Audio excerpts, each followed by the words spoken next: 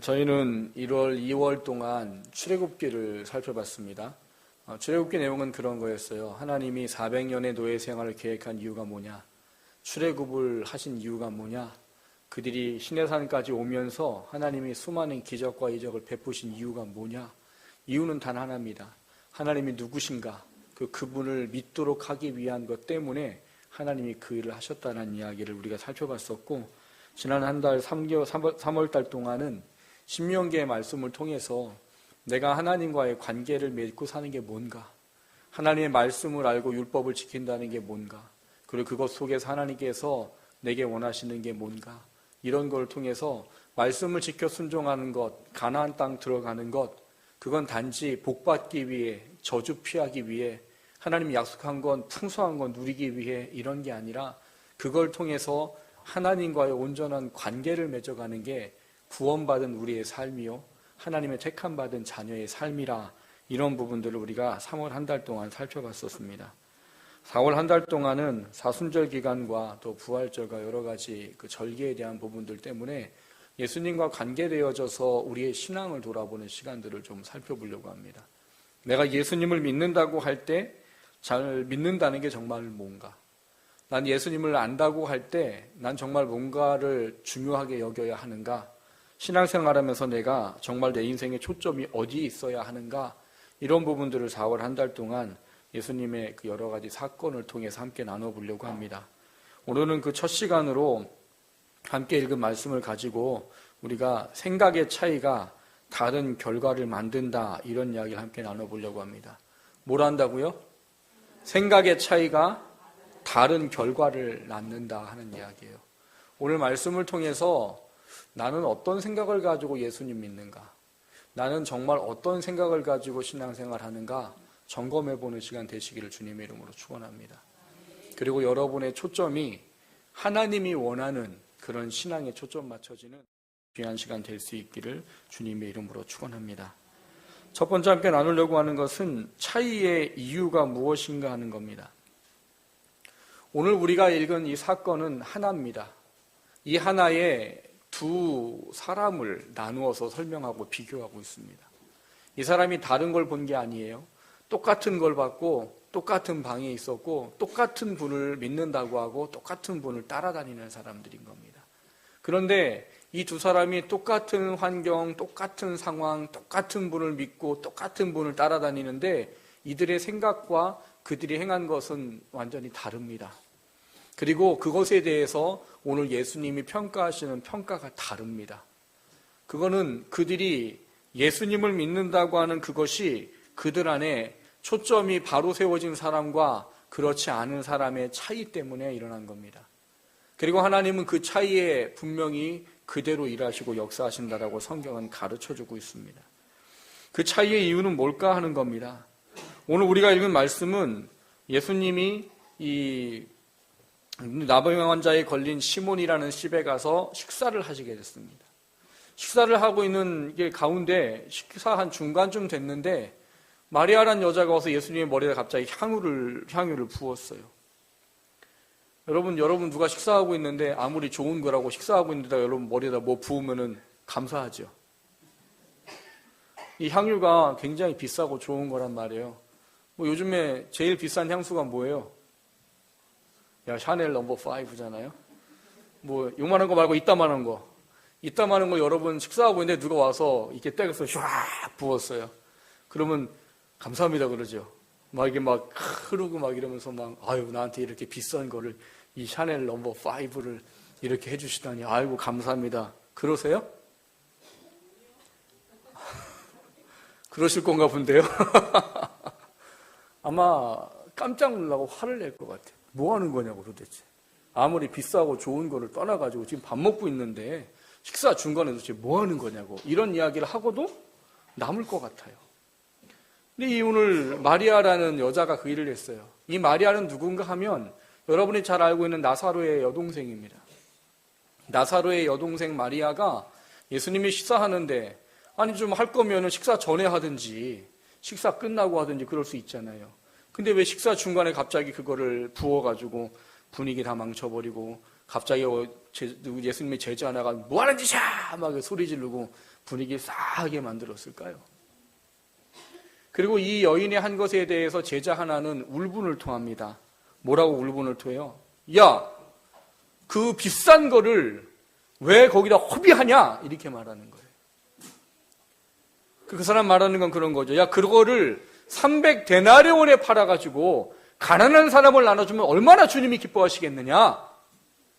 이 제자 한 이야기 때문에 제자들이 같이 공분이 일어난 거예요. 그래, 맞아. 뭐 하는 짓이야 도대체. 그게 합당하냐 이게? 전부 다 막 공분이 일어난 거예요. 여러분, 근데 오늘 이 사건을 보면서 예수님은 분리를 해버립니다. 그리고 성경은 이 두 사람을 분리를 해버리고 이 상식에 맞지 않는 일을 한 여자를 예수님이 칭찬하시죠. 그리고 분을 낸 제자들을 오히려 꾸짖으십니다. 우리가 생각할 때에는 제자들이 맞아요, 마리아가 맞아요. 제자들이 맞지요. 식사하는데 그걸 왜 갖다 붙냐고요, 그거를. 그리고 여러분, 아무리 샤넬 넘버 5가 좋아도 그거 한 통 들이뱉고 다녀보십시오. 아무도 옆에 안 옵니다. 아무도 옆에 안 해요. 왜 안 와요? 그 진동하는 냄새가 여러분 아시는가 모르겠지만 향수의 주 원료가 뭔지 아십니까? 암모니아예요, 암모니아. 암모니아가 여러분 몸에서 나오는 거 있잖아요. 뭐가 나와요? 예? 방구예요, 방구. 방구 냄새를 희석하면 향기로운 냄새가 납니다. 그러니까 그거를 농축한 액을 뿌렸으니 무슨 냄새가 나겠어요? 지독한 냄새가 나겠죠. 그래서 성경에 보면 그걸 부었더니 그 향기가 온 집에 가득하게 듣더라 이렇게 말해요. 여러분 밥 먹다가 향수 완전히 진탕을 하고 여자가 들어와서 막 휘젓고 다니고 막 온 방 안에 그냥 막 향기가 나면 밥맛 나시나요? 저는 좀 코가 민감해서 그러면 죽습니다. 그러니까 이 상식에 어긋난 일을 한 여자를 오늘 예수님은 칭찬을 하셔요. 그리고 반대로 상식의 이치에 맞는 이야기를 가지고 누가 봐도 맞는 이야기잖아요. 아니 그걸 왜 허비하냐고요. 예수님한테 좀 할 거면 어떻게 하면 돼요? 이렇게 해서 이렇게 해드리든지 아니면 발에다가 이렇게 좀 발라드리든지. 원래 향유의 용도가 그겁니다. 이스라엘 사람들은 샌들을 신고 다니기 때문에 늘 발이 지저분하고 더럽고 냄새가 나요. 그래서 귀한 사람이 오면 발을 씻겨주고 발에다가 그 향유를 부어주는 거예요. 그래서 발에서 향기로운 냄새 나도록. 왜냐하면 이스라엘 사람들은 밥 먹을 때 우리처럼 앉아 먹지 않습니다. 어떻게 먹어요? 이렇게 비스듬하게 누워서 먹어요. 그러면 옆에 사람 발이 내 옆에 와 있을 수도 있어요. 귀한 사람이 밥을 먹는데 냄새나는 발 대면 돼야 안 돼요. 그래서 귀한 사람이 오면 그런 일을 하는데 향유라는 걸 쓰는 거예요. 근데 그게 얼마나 값어치가 큰 거냐? 오늘 제자가 그렇게 얘기합니다. 이거를 300데나리온에 팔아서 가난한 사람에 나와주면 얼마나 이게 좋겠느냐라고 말해요. 이 한 데나리온의 단어는 한 사람의 이 노동자가 일하는 하루의 품삯을 이야기합니다. 제가 90년도에 그 여름방학에 알바한다고 저 에버랜드 가서 그 세면을 지고 날른 적이 있어요. 그 세면을 지고 날는데 그때가 하루에 일당이 7만 원이었어요. 그것도 많이 준 거예요. 그 노가다 10장이 저희 위에 집사님이셔가지고 생각을 많이 하고 주신 거예요. 보통 그때 5만 원이었어요. 5만 원. 지금은 이제 여쭤봤더니 10만 원, 12만 원 한다고 그래요. 하루에. 그러면 10만 원, 적게 10만 원 치십시다. 그럼 10만 원을 300일 동안 하나도 안 쓰고 모아야 되는 돈인 거예요. 그럼 얼마예요? 3천만 원인 거예요.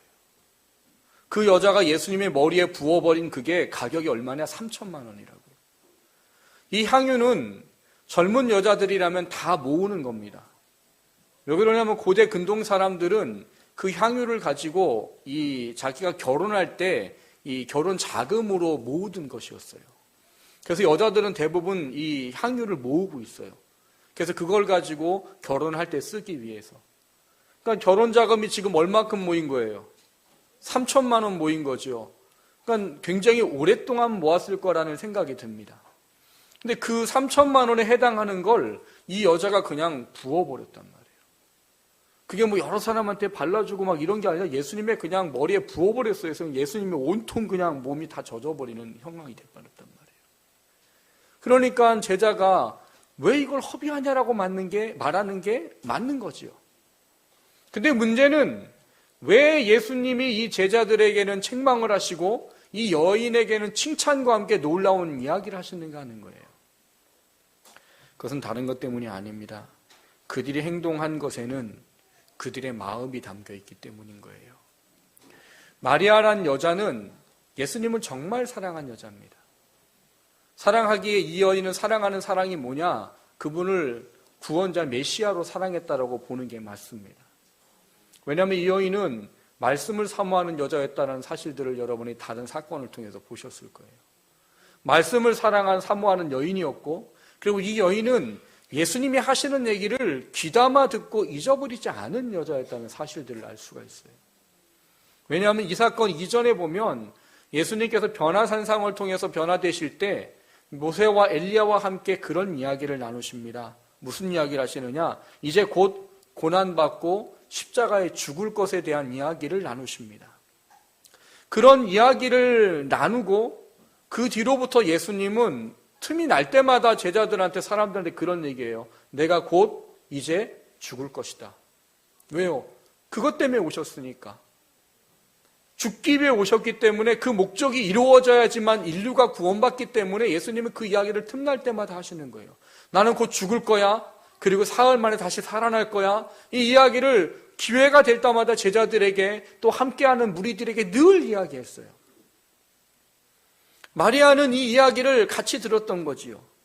근데 문제는 마리아는 이것을 마음속에 받아들이고 기억하고 이게 무엇인가를 늘 생각했던 여자라고 오늘 이 본문이 증명해 주고 있는 겁니다. 오히려 베드로 같은 경우는 마태복음 16장에 보면 예수님이 야 사람들이 나를 누구로 하느냐라고 말할 때 제대로 고백했어요. 주는 그리스도시요 살아계신 하나님의 아들이십니다. 이렇게 표현했어요. 우리는 예수님 믿고 그 얘기를 너무나 많이 듣기 때문에 그게 어떤 의미인지 별 감각이 없고 느낌이 없어요. 그런데 예수님이 내가 하나님의 아들이라고 말한 것 때문에 그날부터 유대인들이 예수님을 잡아 죽이기로 작정한 거였습니다. 그리스도인이라고 말한 것 때문에 사람들이 예수님을 그렇게 핍박했던 거예요. 그 사람들에게는 그리스도인, 하나님의 아들, 이거는 하나님이시구나, 이런 개념인 거예요. 그러니까 30살 남짓된 청년이 난 하나님의 아들이야 라고 말하는 건 난 하나님이야 라고 말하는 거라고요. 근데 이거를 유대인들 치고 웬만한 사람이면 이걸 이렇게 쉽게 말하지 못해요. 사람들한테. 어떤 사람의 대상을 놓고 당신이 그리스도십니다, 하나님의 아들이십니다 라고 말을 못한다고요. 근데 베드로가 그 얘기를 했어요. 그리고 그 이야기를 한 걸 가지고 예수님께서 뭐라고 말씀하시느냐? 바요나 시몬아, 이것을 알게 한 것은 내 혈육이 아니고 하늘에 계신 영이 내게 알게 한 거다라고 말해요. 그러니까 쉽게 말하면 베드로가 그 이야기를 할 때 정신 있게 얘기한 게 아니라 제정신이 아닌 거로 얘기한 거예요. 누가 주신 생각으로 하신 거예요. 하나님이 그 순간 깨달음을 주셔서 그 이야기를 하게 된 거지, 베드로가 정말 주는 그리스도시요 하나님의 아들이라는 것을 믿었기 때문에 고백한 게 아니라고요. 왜 그걸 아느냐? 그 말씀에 조금만 더 내려오면 예수님이 베드로한테 뭐라고 말합니까? 사탄아, 내 뒤로 물러가라! 이렇게 말해버려요. 조금 전까지 칭찬했거든요. 야, 너 참 대단하다, 이렇게 칭찬했거든요. 근데 조금 있다가 사탄아, 내 뒤로 물러가라. 누구한테요? 베드로한테. 예수님이 베드로한테 그 이야기를 하신 이유는 다른 것 때문이 아니에요. 예수님이 그 이야기를 하셨습니다. 내가 이제 곧 죽을 것이다, 고난받을 것이다. 그랬더니 베드로가 예수님한테 책망을 한 거예요. 뭔 그런 소리 하냐고, 그런 소리 하지 말라고. 죽긴 왜 죽냐고 지금. 응? 당신이 왕이 돼가지고 말이야, 이 로마를 뒤집어 엎어주고 막 이래야 되는데 죽기는 뭘 죽냐고 지금. 여러분 나이상으로 따져도 베드로는 몇 살이에요? 50살이 넘었습니다. 예수님은 30대 초반이에요. 다만 선생이기 때문에 베드로가 늘 선생님 한 거예요. 근데 그때만큼은 자기가 어른이었던 거죠. 온 젊은 사람이 정신없는 소리 하고 있다고. 당신 지금 뭐 메시아가 돼야 되고 말이야. 이래야 되는데 지금 뭘 죽는 그 소리 하지 말라고. 쓸데없는 소리 하지 말라고.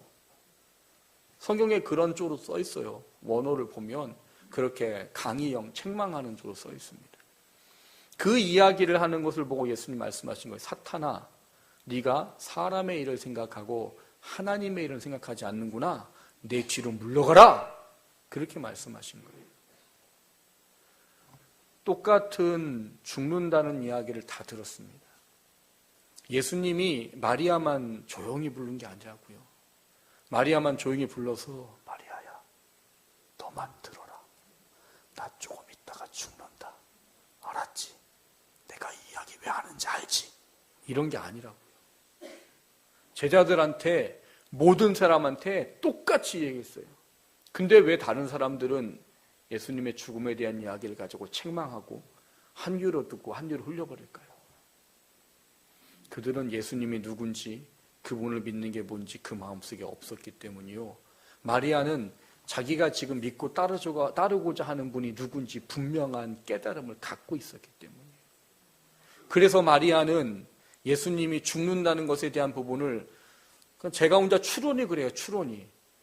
이게 상식에 어긋난 일을 마리아가 했던 거에는 이유가 있겠구나라는 거예요. 뭐 장례를 준비하는 거면 식사 전에 해도 되는 거잖아요. 식사 마치고 해도 되는 거잖아요. 꼭 식사 중간에 부을 필요가 없잖아요. 제 생각이 그래요. 아마 성령이 그 순간 가서 부어라라고 말했을 거라는 거지. 그러니까 상식에 합당하지 않는 일을 하는 거죠. 지금 막 식사하고 계신데 그거 부으면 음식에 다 튀고 예수님 식사 못 하셔요.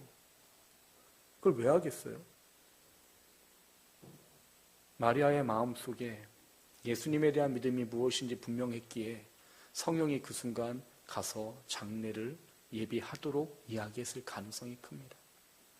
그리고 그것을 부었고 예수님은 그 마음과 심종을 아셨기에 뭐라고 하신 거예요? 놔둬라. 이 여인은 내가 앞으로 죽을 장례를 예비한 거다. 그렇게 말씀을 하십니다. 반면에 가룟 유다와 제자들에게는 예수님 책망하십니다. 문제는 다른 제자들은 이 그냥 가룟 유다에게 선동된 것뿐이에요. 문제는 가룟 유다예요. 가룟 유다. 가룟 유다는 우리가 보기에는 상식적이고 우리가 보기에는 이게 대의 명분이 확실한 거죠. 이걸 왜 부어서 허비하냐? 300데나리온에 팔아가지고 이 3천만 원이나 되는 돈을 그걸 팔아가지고 가난한 사람 나눠주면 얼마나 가난한 사람에게 유익하겠냐? 근데 왜 너는 이렇게 했느냐? 그러니까 다른 제자들도 듣고 보니까 그래가지고 와 그래 맞아 막 이랬던 거란 말이에요. 근데 왜 예수님은 가룟 유다와 제자들을 책망하셨을까요? 가룟 유다에 대해서 이 요한복음 12장에 보면 그런 이야기를 말합니다. 오늘 본문에는 기록되어 있지 않은데 요한복음 12장에 보면 이 가룟 유다가 이거에 대해서 뭐라고 말하는가 하면 이 사람은 도적이다라고 말해요. 그렇게 화를 낸 이유가 이거를 자기한테 3천만 원을 팔아서 갖다 주면 그거를 자기가 뭐 하려고요? In my pocket 뭐예요? 공금을 자기 거로 이렇게 좀 뭐 하려고요? 좀 나쁜 말로는 삥땅을 치기 위해서 그랬다는 거예요. 그러니까 화가 나는 거죠. 가룟 유다는 왜? 저거 3천만에 팔아서 나한테 맡겼으면 내가 적어도 한 몇백은 내가 주물릴 수 있었을 텐데 아유 저 아까운 걸 그냥 예수한테 확 부어버리네? 화 나요 안 나요? 화 나면 가룟 유다인 거예요. 화 나지요. 근데 문제는 가룟 유다는 과연 그럼 그 속에 뭐가 있었냐는 거예요. 그리고 오늘 본문에 보면 이 일을 하고 나서 가룟 유다가 뭘 하게 되는가 하면 제사장들과 이 바리새인들의 사람들한테 예수를 팔기로 약조를 하고 돈을 받아서 그 약조를 하는 말씀이 기록되어져 있어요. 가룟 유다는 근본 마음속에 예수님을 따라다니고 그분을 바라본 게 하나님이 원하는 모습이 아니었던 거예요. 그는 단지 예수는 내가 그냥 신분이 높아지고 내가 좀 돈을 좀 쓰고 내가 좀 육적으로 부해지고 이런 것 때문에 그냥 믿고 따라다니는 존재지 자기를 구원하고 인류를 구원할 메시아라는 인식을 가지고 따라다니는 게 아니란 말이에요. 그러다 보니까 가룟 유다 마음속엔 점점 답답한 마음이 들었던 거예요. 왜냐하면 틈만 날 때마다 뭐라고 말해요? 야, 나 곧 죽을 거야. 그럼 가룟 유다가 이걸 들으면 어떻겠어요? 아니, 이가 살아가지고 왕이 돼야 내가 뭔가 한 자리 차지하고 내가 뭐 경제부 장관이라 좀 하면 내가 또 이렇게 뭐 최 누구처럼 이렇게 하고 좀 할 텐데, 아니 이거를 죽는다고 이 말하니 답답해요, 안 답답해요? 답답한 거예요. 왜? 이 사람은 예수님을 따라다닌 이유가 구원이 아니고 그를 영적인 메시아로 믿은 게 아니기 때문이에요. 그게 우리의 삶에도 마찬가지라는 겁니다. 여러분, 예수를 믿지만 예수를 믿는다고 다 하나님께서 원하시는 모습으로 살아가지는 않습니다. 왜 하나님의 모습으로 살아가지 않는가의 차이는 죄송하지만 그 관점의 차이예요. 나 예수님 왜 믿지? 여러분, 이런 말 들어보셨을 거예요. 예수님만으로 만족하십니까? 예요. 삶이 지금 힘들고 어려운데도 예수 한 분만 믿는 것으로 만족하는 삶을 살 수 있습니까? 라는 거예요. 그게 우리가 가져야 될 신앙인 거예요. 삶은 비록 힘들고 어려워도 예수를 믿는 그 기쁨이 나를 주관해서 삶이 어떻든 그거를 이길 만한 능력을 가지고 살아가는, 아니면 오늘 마리아처럼 자기 일생의 가장 중요한 결혼을 위해 마련한 이 결혼 자금을 그냥 갖다가 부어버릴 수 있을 만큼 예수님이 내 인생의 가장 중요한 분으로 여겨지는 그 믿음을 갖는 게 우리의 신앙에 하나님께서 원하는 모습이에요. 근데 어느 순간 사람들이 예수님을 어떻게 보고 따라다녀요? 내 문제를 해결하기 위한 어떤 도깨비 방망이나 내가 어떤 원하는 것을 이루기 위한 어떤 대상으로 바라보고 그분을 따라다니는 경우가 많다는 거예요. 그래서 그게 주어지지 않으면 불평과 원망을 하는 자리에 있는 그런 안타까운 상황에 있는 그런 모습이 있을 수도 있다는 겁니다. 그게 뭐라는 거예요? 내가 예수님 왜 믿지? 이게 바로 세워져 있지 않기 때문이라는 거예요. 나 뭐 때문에 예수님 믿지? 여러분, 오늘 좀 깊이 생각하십시오. 여러분, 예수님 왜 믿으시려고 하십니까? 예수님 믿고 뭘 원하세요? 물론 예수님 믿고 하나님이 우리에게 주시는 은혜, 삶의 은혜도 누리는 게 맞아요. 근데 그거를 위해서 예수님 믿는 것은 아니라는 거잖아요. 나는 예수님을 믿는 것 자체가 나의 본질이 가장 중요한 거예요. 그분 한 분만으로도 만족하고 살 수 있는 게 바로 우리가 가져야 될 신앙인 겁니다. 여러분의 신앙의 초점을 다시 한번 돌아보십시오.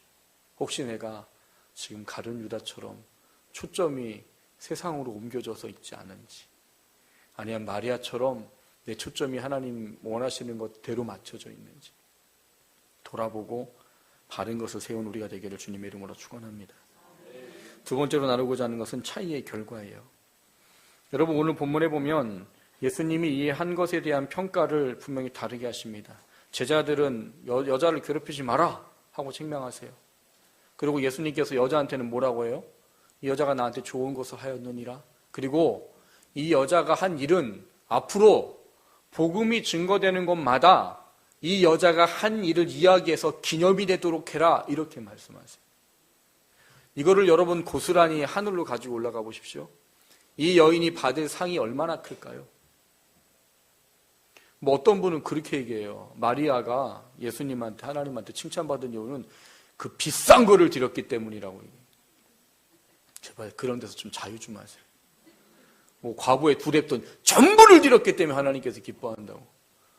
물론 그 말이 무슨 이야기인지 이해하신 분 잘 아실 거예요. 비싼 거를 드렸기 때문에 하나님이 그를 인정한 게 아니고, 그 여자의 마음속에 하나님을 인정하는 온전한 믿음이 있어서 그 귀한 것을 아까워하지 않냐고 부을 수 있었기 때문에 칭찬을 받는 거예요. 뭘 했기 때문이 아니고 그걸 하는 이유가 바로 세워져 있기 때문에 칭찬을 받는 거란 말이에요. 이 여인은 예수님을 믿는 믿음이 온전한 거예요. 그리고 그분의 죽음을 다른 사람들은 잃어버리고 책망할 때 그거를 귀담아 들어서 예수님을 위해서 내가 뭔가를 해야 되는구나. 그래서 자기의 인생에 가장 귀한 것을 부어드릴 수 있는 그 믿음을 가졌기 때문인 거예요. 그래서 예수님은 말씀하시는 거예요. 이 여인은 복음이 증거되는 것마다 이 여인이 한 일이 말해져서 기념되도록 해라. 여러분, 그 여인은 3천만 원을 어떻게 보면 버린 거죠. 말 맞다나 버렸어요. 그냥 예수님한테 부어서 버렸어요. 근데 그 여인은 그 행동을 통해서 그 여인의 믿음을 인정받았습니다. 그 믿음이 결국은 하나님 앞에 얼마나 크고 놀라운 상과 영광과 면류관이 될지는 여러분 나중에 천국에 가서 마리아를 꼭 찾아서 보세요. 그 여인이 얼마나 귀한 것을 받았을까. 반면에 이 가룟 유다는 어때요? 마음속에 예수님이 없었습니다. 그걸 어떻게 아느냐? 이 예수님을 팔 때 오늘 본문에 보면 그래요. 내가 예수를 넘겨줄 건데 너희들 얼마 주겠느냐? 그랬더니 이 15절에 보니까 그 사람들이 은 30을 달아줬대요. 여러분 같으면 어떡하겠어요? 은 30 주고 그냥 받고 오겠어요? 저 같으면 안 옵니다. 왜냐하면 바리새인들, 이 유대인들, 서기관들, 제사장들이 예수님 때문에 얼마나 지금 열받고 화가 나고 틈만 나면 이를 잡아 죽이려고 계획하고 막 틈을 막 노려보고 있는데, 근데 그 제자가 와가지고 이야기하는데 딜을 하는 거잖아요. 은 30을 주겠대요. 은 30은 얼마 아니에요. 이게 뭐냐? 구약 율법에 보면 소가 한 집안의 종을 들여받아 죽였을 때 그 죽은 몸값이 은 30이에요. 그러니까 종 하나를 소가 들여받아서 죽였을 때 그거를 그냥 은 30만 주면 해결이 되는 거예요. 그러니까 은 30은 몸종 한 사람의 값에 지나지 않는다는 거예요. 그게 큰 돈은 아닌 거죠, 결혼은. 여러분 같으면 이 엄청난 큰 딜을 하는데 은 30 밟고 나오시겠어요? 저 같으면 안 그럴 거예요. 이게 무슨, 야, 내가 너희들이 그렇게 원하는 예수를 넘겨준다는데 은 30이 말이 되냐 이게? 한 1달란트는 줘야 될 거 아니야. 1달란트는 얼마일까요? 5억 4천만 원 정도 됩니다. 1달란트. 한 달란트가 5억 4천만 원 정도 돼요. 그 정도는 해야 되지 않겠어요? 그들이 그렇게 지긋지긋하게 생각하는 예수를 넘겨주는데. 근데 가룟 유다는 그대로 받고 나왔어요. 뭘 의미할까요? 가룟 유다의 마음속에 예수는 이미 한 종이 죽는 거에 그 값어치도 안 되는 거예요. 왜? 내가 오라고 따라다녔던 건 네가 왕이 되고 내가 경제부 장관하고 내가 좀 부해지고 떵떵거리고 살기 위해서 널 따라다녔던 건데, 근데 네가 이렇게 해버려? 아유, 별것도 아니네. 그리고 가룟 유다는 한 몸종의 값에 예수님을 팔아 넘겨버린 거예요. 그 가룟 유다의 결과는 뭡니까? 책망을 받고 결국 그는 예수님을 넘겨준 것 때문에 결국 자살을 하려고 하다가 배가 터져서 죽는 결과를 맞습니다. 똑같은 잘못을 해도 베드로는 회개하고 용서받고 예수의 사람으로 큰 일을 했어요. 근데 가룟 유다는 깨닫긴 했어요. 근데 회개하지 않습니다. 그래서 결국 그는 자살하려고 했다가 줄이 끊어져서 떨어져서 배가 터져갖고 창자가 흘러 죽었다라고 말해요. 여러분, 이 비교에 대한 부분들을 우리는 뭘로 생각을 해야 될까요? 여러분, 우리가 인생을 살면서 하나님을 온전히 알고 믿는다는 게 얼마나 중요한지를 우리가 돌아보실 수 있어야 돼요. 여러분, 예수님 믿는 건 뭐 때문에 믿으십니까? 여러분, 영혼 구원받기 위해서 믿는 거예요. 그리고 예수님 믿는 건 영혼 구원받는 것으로 끝나는 게 아니라 천국에 가서 하나님께 만날 그 놀라운 것을 준비하고 예비하기 위해서 예수를 믿는 삶을 살아가는 거예요. 그게 우리에게는 성경의 표현대로 하면 상을 받고 고린도전서 3장에 했듯이 해를 받고 그 개념에 분리가 돼버리는 거예요. 이 여인은 예수님이 누군지 온전한 관점과 그 믿음을 바로 가지고 있었기에 예수님께 인정받는 결과를 맞게 됐고, 그리고 이 사람은 예수님에 대한 믿음이 온전하지 않았기 때문에 결국은 회개도 하지 못하고 구원받지 못하고 결국은 지옥의 형벌에 처하는 그런 삶을 맞이하게 됐다라고 말하는 겁니다. 물론 우리가 지금 예수님 믿고 구원받았는데 하나님 예수님 말씀대로 안 산다고 우리가 지옥 가는 건 아니에요. 예수님 믿고 육적인 그리스도인 살아도 여러분 예수님 믿고 하나님께 인정됐다면 구원은 받습니다. 그러나 여러분 신앙생활은 그게 전부가 아니라고 늘 말씀드리잖아요. 신앙생활은 예수 믿고 하나님 앞에 가서가 진짜인 거예요. 지금은 그때를 예비하는 시간이라고 말해요. 그래서 예수님은 마태복음 5장과 누가복음에 뭐라고 말하느냐? 이 예수의 이름으로, 하나님의 이름으로 핍박받는 자가 복이 있나니라고 말합니다. 애통하는 자가 복이 있나니라고 말하는 거예요. 심령이 가난한 자가 복이 있나니라고 말하는 겁니다. 사랑하는 성도 여러분, 여러분 예수님 왜 믿으십니까? 그리고 그 여러분이 믿고자 하는 예수님에 대한 올바른 믿음이 여러분의 인생을 분명히 갈라놓습니다. 우리는 하나님 앞에 가면 분명히 다시 한번 하나님 앞에 심판을 받아요. 천국 가냐 지옥 가냐 심판이 아니고 이 땅 동안 어떻게 살았느냐 그걸 불로 태워보는 공력의 시험을 받습니다. 그때 하나님 우리에게 말씀하시는 거예요. 그 공력이 남아서 상이 받는 자들이라. 그 공력이 불타없어져서 해를 받는 자가 되지 마라. 그 차이는 여러분이 믿는 생각과 관점의 차이예요. 나 예수님 왜 믿지? 나 예수님 무엇 때문에 믿지? 그것이 바로 세워지면 여러분은 하나님께서 주시는 하나님의 놀라운 은혜의 자리에 서 있는 삶이 될 것입니다. 그것을 소망하고 천국을 바라보며 살아가는 우리가 되기를 주님의 이름으로 축원합니다.